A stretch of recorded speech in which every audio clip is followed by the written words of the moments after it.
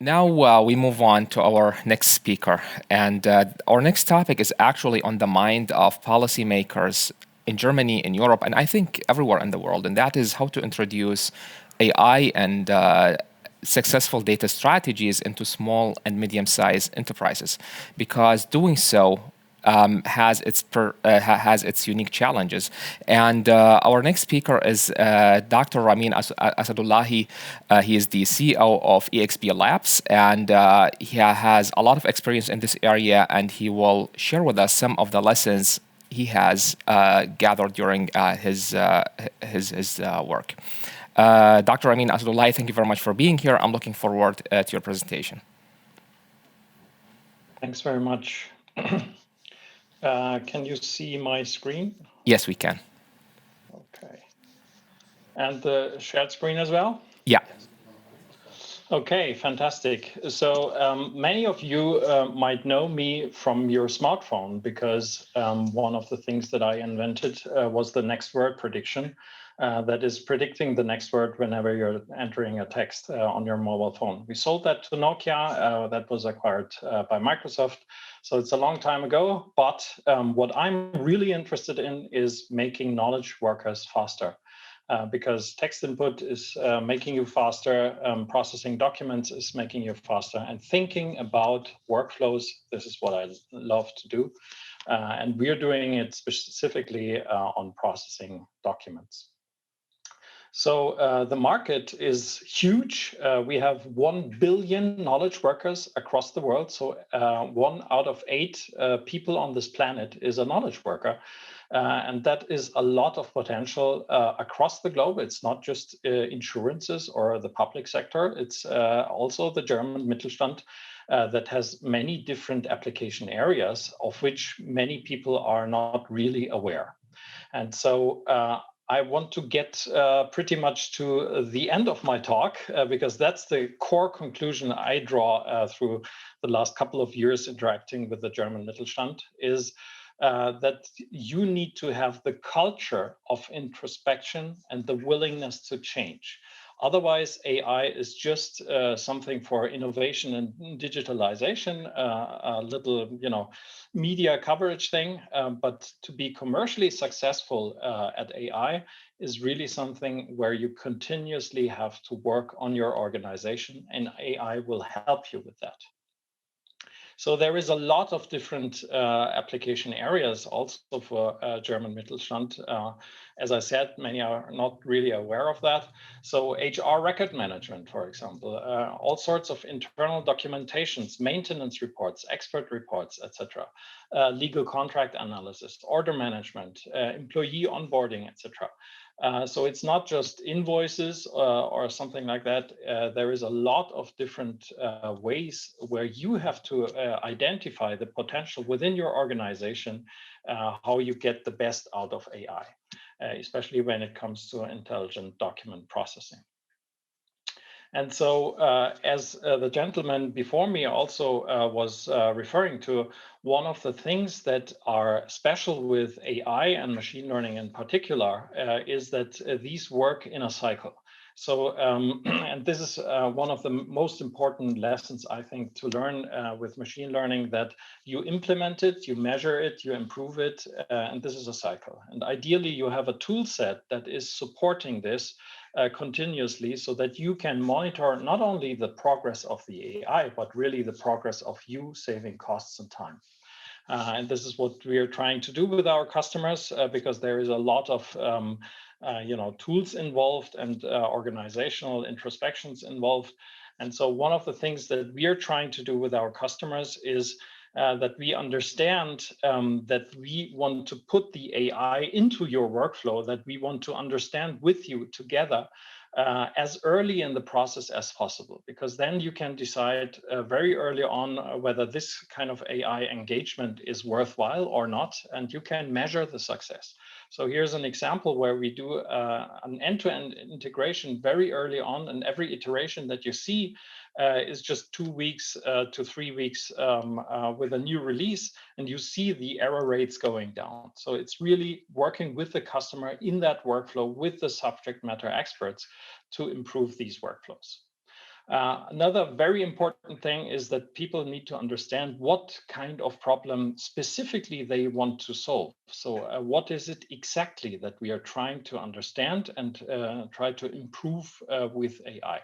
And this is why we are trying to build up with the customer, even before the project starts, a use case model where we say, okay, what is the different types of information that you need to extract? What do you do with it? Do you compute them? Do you decide with it, etc.?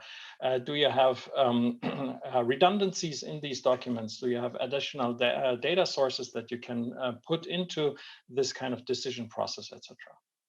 Second thing is we also need to understand the data requirements and composition. Many people don't know what the data is flowing through your organization, what data is missing, the composition of it. It's more emails, smartphone pictures, scans, whatever. And also the quality. So people are not aware what the machine can understand and see. So we need supportive technology to actually compensate for the users or your customers or your staff members' behavior to actually make the machine understand what you do.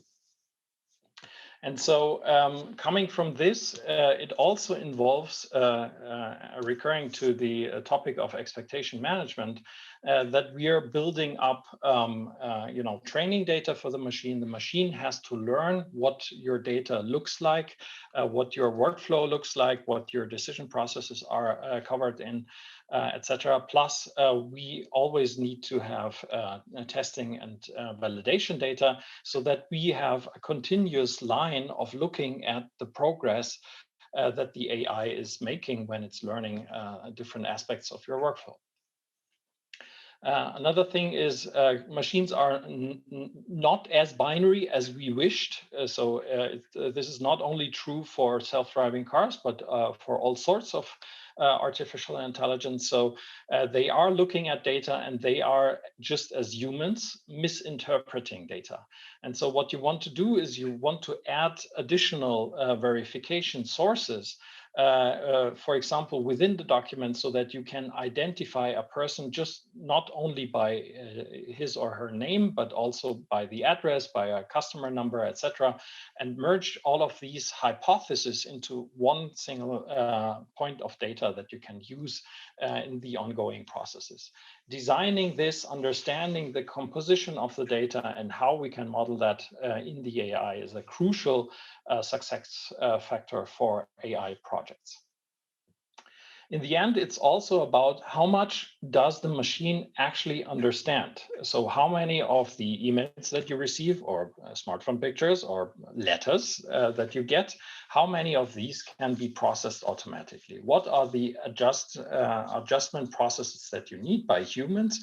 How do you decide whether the machine has understood properly what it actually needs to do to help you with the workflow? And so we are defining a quality gate with our customers together so that they, again, can expect the quality of the system and also the automation ratio, because in the end, this is what determines your return of investment. And so a quality gate is a very important piece of information and management tool to actually understand what your ROI is. Another thing is, looking at your data and determining what the machine actually should do if it's not understanding everything correctly. So when we're looking at an invoice, for example, we have different types of information that are given there. You can use these for fraud detection or for all sorts of big data analysis, etc. But you can also use the information that is given in an invoice for example, the rightmost column, so that you sum up the single line items and match them against the total price. This is a within document validation, but it can also yield to something that is not matching. So the sum is not the total sum. What would you do then as a human or as a machine in this case? You can return that to somebody who is asking the customer, is that data okay? Or you have some thresholds where the machine is actually working because the saved costs when you compensate for that error are higher than the cost of returning it to a customer success service center. And so what we're trying to look at also with the customer, and I think that is a very crucial point in application of AI, just as I said, is that you have to look at the information stream in your organization. You have to understand the workflow and the data that is flowing through this workflow. And oftentimes you not only want to engage the AI, which is given in red here in the middle, but you also want to understand all of these sub-processes and adjunct processes that you need to actually make the AI successful. Because very often these processes will also change. So when I have an increasing number of emails, for example, in my input channels, then this is also changing how my customer service would work, even without AI, how my capturing is working, because the load on scanned emails is going down, etc. Plus, the business logic is potentially changing because the AI is different when it comes to building hypotheses about the content of your data. And so all of these subsystems constantly kind of adapt to your data stream that is flowing through your organization. And I think that is a very important thing. And as I said, it's a continuous adaptation where AI is just a piece of that. And so what we're helping with our customers is to look at not only the data that is flowing, but also the data that is changing over time. So your data composition may change, and this may lead also for your organization to respond to that. So insurances, for example, always have the problem at Christmas that everybody is changing their car insurance at the end of the year. So your data composition is changing. So if you, for example, did that AI implementation in summer, then your data composition is changing. We also experience that even for the single work days where people submit or do different workflows on Mondays versus on Fridays. And so you have to adapt the machine learning basically to all of these different situations to actually get the maximum of automation. So when I sum up ideal projects, when it really comes to, okay, we are engaging in an AI project, our goal is always to keep it as basically cost efficient as possible, an AI project, know all of the decisions as early as possible, and have influence whenever the data is changing. So we want to have precise agreements upfront with our customers so that they have an expectation of what actually can happen when I apply the AI. What kind of money can I save? Can I compute that upfront? Second thing is help the customer to understand the composition and the data flow, and potentially also the missing data that is needed for applying AI successfully. Very important is an early end-to-end integration so that we see the successes or failures very early and can counteract that. As well as expectation management when it comes to quality. Because machines learn, and if you're engaging with them early on, then they will get better over time, but you need to understand that. It's not just exchanging a gasoline motor against an electromotor and it works, but really the AI is adapting to your workflows. And if you do that and you frequently update and engage in ML ops, then you will see that the AI is really getting better and better through the incremental iterations. So just a little example, we had an Austrian insurance here where we went live basically after 3 months. So they went productive in 3 months. We used only about 4,000 documents for training in a very, let's say, complex situation in health documents and invoices. We defined with them different milestones regarding the quality gate, as I mentioned, so that the customer always has, during the project, also the control about cost and progress. and we achieved straight basically 47%, which is half of the documents processed completely automatically, and today we're at 62%. And so if customers really kind of shape the focus of their AI projects in a way that they understand the expected returns, basically you can also extend that to other lines of business, other document types, other input channels, etc. And this is what our cognitive workbench stands for. So what we want to do is we want to get in all sorts of workflows. For this, we need to be accurate across all sorts of input channels, be it an email or a fax or a smartphone picture, etc. And we have built a technology here in Germany that is actually understanding pictures and text together using deep learning instead of sequentially. Second thing is we want to bring this AI design process to the subject matter experts. So you don't want to have, an organization with data scientists and experts in TensorFlow and machine learning, etc. The most important thing is that you understand your own workflow and work on your own workflow with a software that is basically helping you to bring this workflow into a digital format. And so for us, it's very important that basically we don't have, complex decision structures, AI engineers, etc. It should be really those people who work on the real human workflow that they can interact with software and teach it.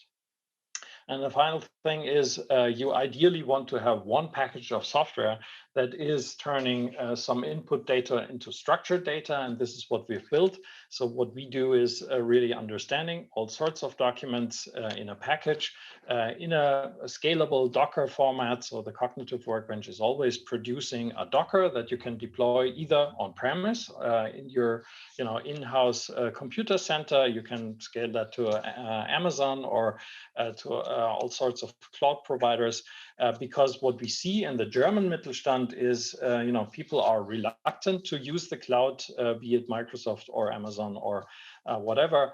So we basically support them in their own infrastructure decision so that they can use the technology where they want. We can't press people to use this or that technology, but what we see is that AI is actually saving costs and people want to get to that point, and ideally you have to adapt. So that was my talk, and I'm open for 3 minutes of questions.